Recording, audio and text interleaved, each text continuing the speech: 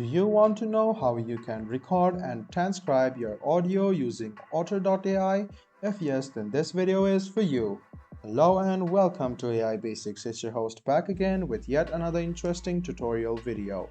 In this video, I'm going to teach you how you can record and transcribe your audio using Otter AI. Go ahead and open Otter AI on your Chrome or Edge browser and then log into your account. After you log into your account, this page will open up. Go ahead and click record.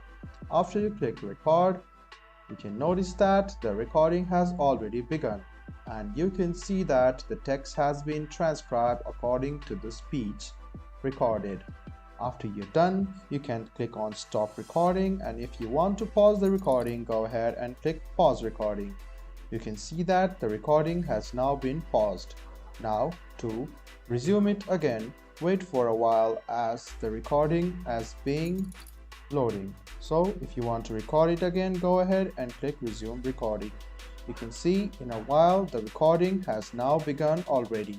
You can also notice the time difference, so it will be according to the difference of the time. You can even highlight it, comment, and then add image while you're recording. You can see the outlines and the comments of your teammates as well. So after you're done recording, you can go ahead and click stop recording.